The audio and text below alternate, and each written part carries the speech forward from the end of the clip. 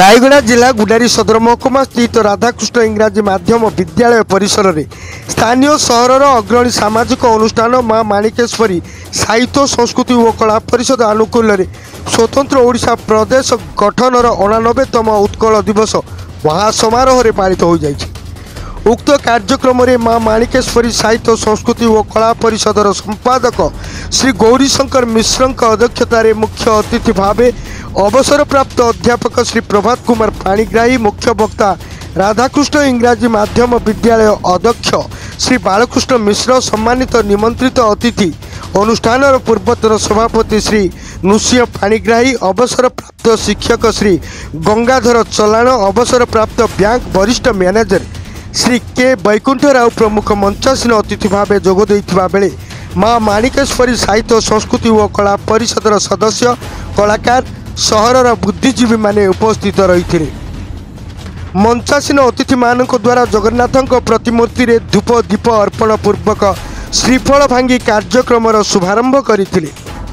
अनुष्ठान तरफरु वंदे उत्कल जननी संगीत गायन करथिले। एही परिप्रेक्षी रे अतिथि मानक द्वारा स्वतंत्र उत्कल प्रदेश गठनर भूमिका, महत्व और उद्देश्य, भाषा, साहित्य, संस्कृति और परंपरा सह महापुरुष मानक स्मृतिचारण करथिले एवं उक्त दिवस को राज्य स्तरीय सरकारी छुट्टी घोषणा न करी स्थानीय प्रशासन तरफरु पालन करागले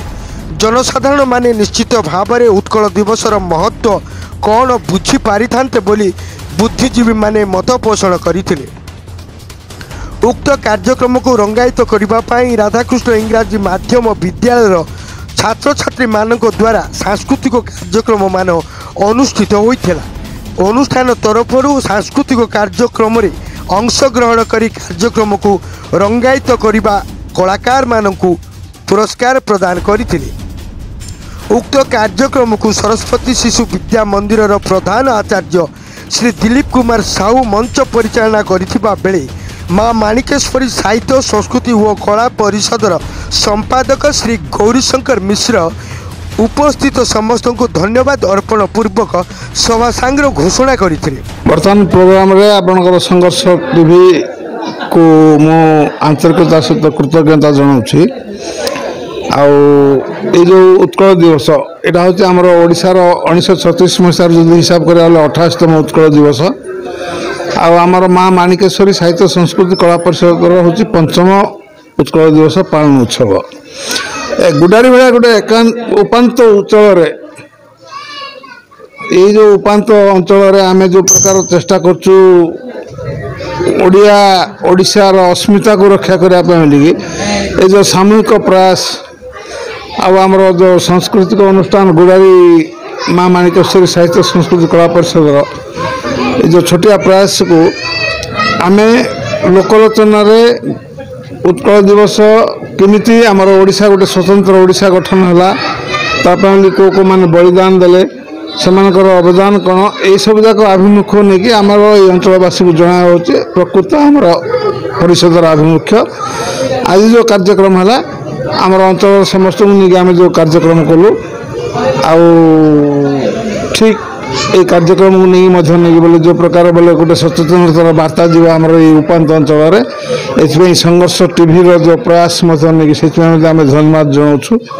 भविष्य आम आउटे अधिक आसंता वर्ष को नहीं ये कार्यक्रम को सफल जमी कर चेष्टा करूँ। धन्यवाद। मुझे मुख्य अतिथि पर आज उत्कल दिवस पालन कराया गोटे साधु उद्यम गोटे छोट जगार गोटे अनुष्ठान करुसी बड़ कथा। आगामी दिन में लोक सहयोग दरकार और लोक सचेतन हवा दरकार ताहले भल होता। जनसाधारण पर मेसेज जे ओडिया भाषा को बचातु, साहित्य को बचातु, ओडिया लोकंकर एकता आसु यहाँ ही मोर मु गंगाधर चलाण गुडारी बासिंदा आउ कृषक नेता एवं गोटे कलाकार बोली कहले समस्ते प्राय बुझंती। ए क्षेत्र में आज जो उत्कल दिवस पालना होईची